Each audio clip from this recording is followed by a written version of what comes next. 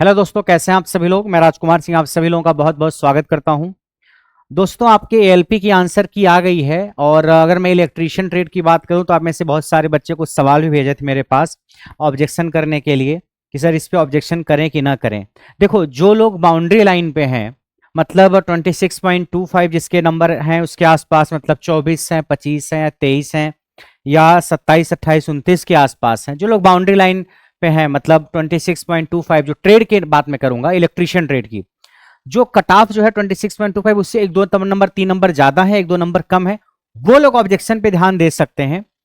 तो अगर आपके मान लीजिए 24 नंबर है, 25 नंबर है, 26 नंबर है, आप आधे नंबर से, 1 नंबर से फेल हो रहे हो, तो आप ऑब्जेक्शन करो, क्या दिक्कत है भाई। एक ऑब्जेक्शन का 50 रुपए लगेगा, तो आप 2 4 सवाल, 5 सवाल ऑब्जेक्शन करोगे तो 50 के हिसाब से कुछ पैसा ही तो खर्च होगा, क्या दिक्कत है। तो ऑब्जेक्शन करना है तो ज्यादा सोचना नहीं, एक ऑब्जेक्शन का 50 रुपए लग रहा है तो अगर आप ऑब्जेक्शन लगने से, नंबर बढ़ने से पास हो जा रहे हो तो सोचो मत। तो जहां भी 2 4 5 सवाल है, क्योंकि मैंने सारे सवाल तो नहीं देखे हैं, कुछ सवाल जो आप लोगों ने भेजे थे वही देखा है मैंने। तो जहां भी आपको लग रहा है डाउट है, या उसका आपको कुछ बुक में लिखा हुआ मिल रहा है उसके सपोर्ट में जो आपने आंसर टिक किया है, या कुछ गूगल पे ऐसा मिल रहा है या कहीं और मिल रहा है, तो आप क्लेम कर दो, आप ऑब्जेक्शन कर दो। और उसके सपोर्ट में प्रूफ भी आपको देना है, तो प्रूफ के तौर पे आपके पास जो भी बुक होगी उस सब्जेक्ट की, उस बुक को आप प्रूफ के तौर पे दे सकते हो, सोर्स के तौर पे। या अगर बुक नहीं अवेलेबल है, जो भी बुक है, आपने आईटीआई कर रखा है तो निमी की कोई बुक होगी, या अगर आपने जेईई की भी तैयारी की है तो डिप्लोमा या बीटेक की कोई भी बुक है, स्टैंडर्ड बुक, आप उसको यूज कर सकते हो। नहीं कुछ मिल रहा है तो गूगल को भी आप यूज करना चाहो तो कर सकते हो। ठीक है। तो जो लोग बाउंड्री लाइन पे हैं वो लोग कट ऑफ, लोग ऑब्जेक्शन करने में बिल्कुल भी सोचेंगे नहीं।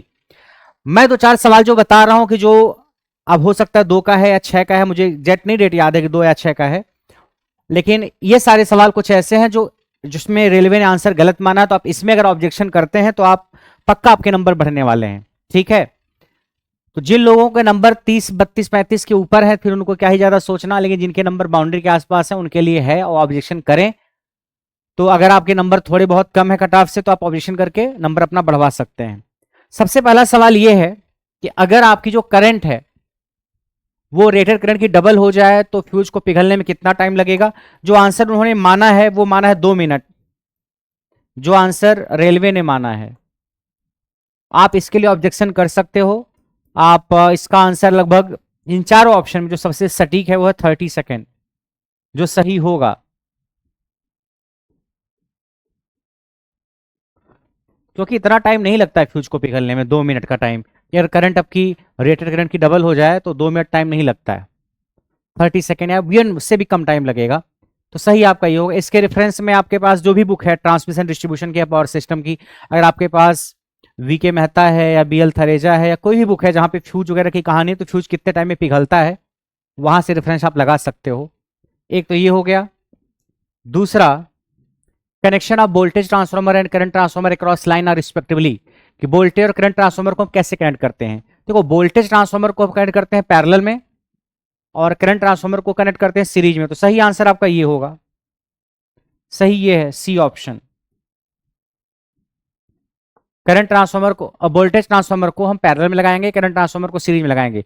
लेकिन जो उन्होंने माना है रेलवे ने, वो माना है ये सीरीज पैरेलल, जो माना उन्होंने ये डी माना है। ठीक, इस पे आप ऑब्जेक्शन करेंगे, 1 नंबर आपका पक्का बढ़ेगा। तो अगर आप 23 नंबर, 24 नंबर, 25 नंबर पे जाके अटक रहे हैं तो आपके लिए बिल्कुल ही हेल्पफुल रहेगा। पैरेलल सीरीज आप कर देना, ये सही है। अब इसके लिए आप कोई बुक आपके पास मेजरमेंट की जो भी बुक होगी जहां करंट ट्रांसफार्मर या पोटेंशियल ट्रांसफार्मर होगा, आप उस बुक को उठाना, उस पेज को खोलना, तो आपको वहां मिलेगा कि करंट ट्रांसफार्मर पोटेंशियल ट्रांसफार्मर को कहाँ कनेक्ट करते हैं। या आपके पास नहीं है तो आपके पास कुछ नोट्स है, नोट्स को ही लगा देना, या फिर गूगल से आप लगा देना। गूगल लगा दोगे तो भी चलेगा, वो फिर रिसर्च करके चेक कर लेंगे, बट बुक हो तो बुक ज्यादा अच्छा है। उसके बाद what type of device is UJT, uni junction transistor कैसी डिवाइस है। ये unipolar junction device, bipolar junction device, optical device. ये है यूनिपोलर जंक्शन डिवाइस, एक ध्रुवीय युक्ति है ये, एक ध्रुवीय युक्ति है। आपका सही उत्तर है ए, सही उत्तर है आपका ए, ए सही है। और जिन्होंने माना है वो माना है बी, मतलब उन्होंने जो नंबर अलॉट किया है लोगों को वो बी। तो अगर आप में से किसी ने यूनिपोलर जंक्शन डिवाइस टिक किया था और उन्होंने बी माना है और आपके आंसर को गलत कर दिया है, तो आप ऑब्जेक्शन करेंगे। ऑब्जेक्शन करेंगे तो एक तो आपका एक नंबर बढ़ेगा और जो 1/3 माइनस हुआ है वो भी घटेगा।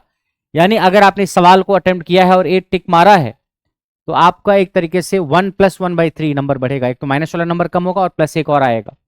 इन्होंने इसको माना है, गलत है ये, सही ये है। इस पे ऑब्जेक्शन करना आप, जो लोग फेल हो रहे हैं। और अगला है, what is the phase difference between line voltage and phase voltage in star connected load. अगर स्टार कनेक्टेड लोड है तो लाइन वोल्टेज फेज वोल्टेज के बीच में एंगल कितना होता है? 30 डिग्री एंगल होता है। एंगल होता है 30 डिग्री, ये सही है ए। लेकिन उन्होंने माना नहीं है, माना 0 डिग्री है उन्होंने। माना मतलब रेलवे ने जो आंसर सही करके लोगों के आंसर की कोई इवेलुएट किया है, उसका मूल्यांकन किया, वो 0 डिग्री माना है। 0 डिग्री है नहीं, है 30 डिग्री। तो अगर आपने 30 डिग्री टिक किया था और आपको नंबर नहीं मिला तो आप बिल्कुल ऑब्जेक्शन करेंगे कि इसका 30 डिग्री है। आपके पास कोई बुक होगी 3 फेज सिस्टम या स्टार कनेक्ट, स्टार डेल्टा, मैंने पढ़ा भी रखा, आप यूट्यूब पे ही जाना, 3 phase system by Rajkumar sir, तो वहां भी आपको मिलेगा फेजर डायग्राम के साथ, मैंने पढ़ा रखा है। खैर यूट्यूब का क्लास का तो रेफरेंस नहीं मैं कहूँगा देने के लिए, बट कोई बुक आपके पास जो भी होगी स्टार कनेक्टेड या डेल्टा कनेक्शन की, वहां पे आप खोलना, आपको मिल जाएगा। आपके पास कोई ना कोई बुक तो होगी या नोट्स होगा या कोई स्टडी मटेरियल होगा। नहीं मिलेगा लास्ट में गूगल का सहारा लेना होगा तो लेना, अदरवाइज कोई बुक का ऑथेंटिक सोर्स, प्रामाणिक सोर्स कोई लेना, कोई बुक लेनी है। तो सही ये है, माना 0 है, तो यहाँ पे आपका नंबर बढ़ेगा। उसके बाद है पाइप अर्थिंग में हम जो अर्थिंग कंडक्टर है उसको पाइप से कनेक्ट कैसे करते हैं। उन्होंने माना है वेल्डिंग को, वेल्डिंग गलत है, कनेक्ट करते करते हैं बोल्ट और नट से। डी सही आंसर है। ठीक है, माना है उन्होंने वेल्डिंग से, कि वेल्डिंग के थ्रू कनेक्ट करते हैं, वेल्डिंग के थ्रू कनेक्ट करते हैं, लेकिन वेल्डिंग गलत है, ये है बोल्ट एंड नट, ये सही है। तो आप इससे ऑब्जेक्शन करना। ठीक है, मैंने कहूंगा कि बहुत सारे सवालों पे करो, लेकिन जहां भी आपको डाउट लग रहा हो और जिस ऑब्जेक्शन को करने के लिए आपके पास कोई स्रोत हो, कोई भी बुक हो अगर आपके पास, अगर उसमें आपने जो आंसर टिक किया है उसके सपोर्ट में उस बुक में लिखा हुआ है या वही फार्मूला लिखा हुआ है, तो ऑब्जेक्शन करने में आप हिचकिए मत। ठीक है, आप उस बुक की फोटो खींच करके लगा देना, या और जो भी आपके पास कोई स्टडी मटेरियल है आप उसकी फोटो खींच के लगा देना। 2-4 सवाल ऊपर नीचे होंगे, 50 रुपए के हिसाब से लगेगा, तो ज़्यादा सोचना नहीं है आपको। अब किसी के नंबर 40 नंबर है तो फिर उसको ऑब्जेक्शन की, ट्रेड की बात मैं कर रहा हूँ, ट्रेड में फिर उसमें ऑब्जेक्शन के लिए क्या ही सोचना भाई, पास तो आपको 2 नंबर कम ज्यादा होगा, क्या फर्क पड़ेगा। हाँ, पार्ट ए जो है वहां पे आप सभी लोगों को ऑब्जेक्शन करना चाहिए मैक्सिमम मार्क्स प्राप्त करने के लिए, क्योंकि पार्ट ए में जितने ज्यादा नंबर आपके होंगे उतना आपको फाइनल सिलेक्शन में हेल्प मिलेगी। तो पार्ट ए के लिए, अब पार्ट ए का तो मैं बता नहीं रहा हूँ, लेकिन पार्ट ए में भी आपके जो भी टीचर्स हैं मैथ रीजनिंग के या जहां से आपने पढ़ा हुआ है, आप उसका जरूर ऑब्जेक्शन करना। ट्रेड में आपको 2-4 सवाल मैंने बता दिए जो लोग बाउंड्री लाइन पे होंगे यहां से कर सकते हैं। ठीक है, और अगर कोई सवाल आपके पास होगा तो आप पूछ लेना मैसेज करके। ठीक है,